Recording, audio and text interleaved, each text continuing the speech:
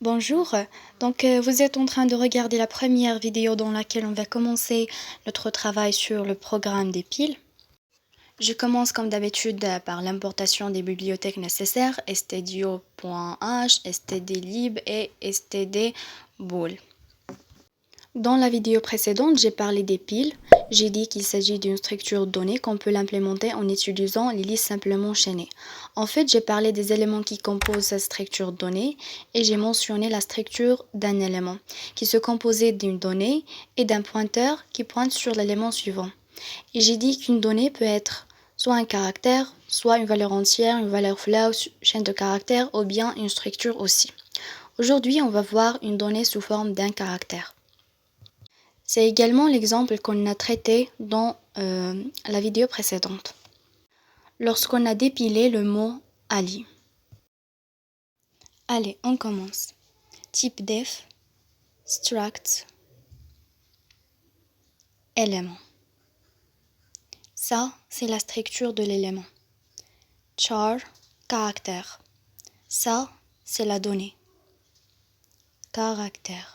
Ensuite, un autre élément de type struct element aussi, c'est le pointeur suivant. Je vais l'appeler tout simplement suivant. Alors, je suppose que vous savez le rôle de type def, sinon je vous rappelle que type def nous facilite le travail. Autrement dit, dans le code, à la place de à chaque fois écrire struct element, on écrit tout simplement élément. Ça revient à faire appel à cette structure-là. La deuxième structure à faire, c'est la structure de la pile, et on a vu ça précédemment, dans la vidéo précédente.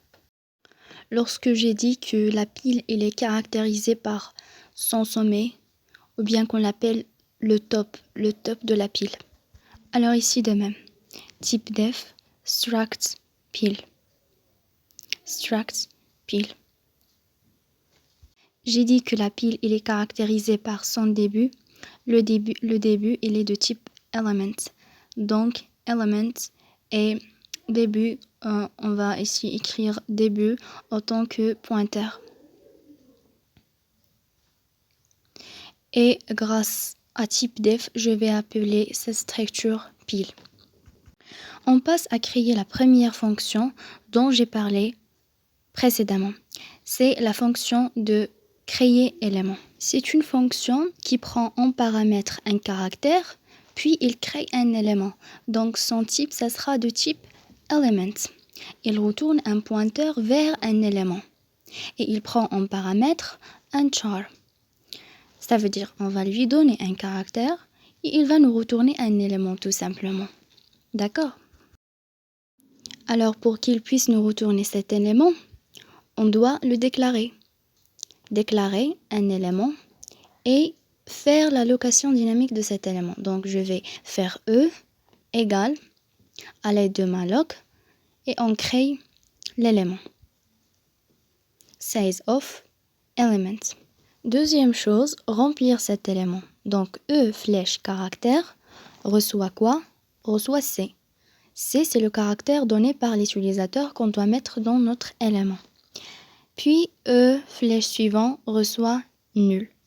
Puisque lors de la création d'un élément, on ne va pas uniquement saisir la donnée dans l'élément, mais aussi on va initialiser le pointeur suivant à nul.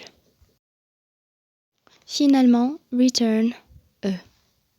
Alors c'est tout pour cette première vidéo, j'espère que c'était clair. Prochainement, on va faire la fonction d'empilement, la fonction d'affichage et la fonction de... Donc les fonctions dont j'avais parlé dans la vidéo précédente. Donc à la prochaine.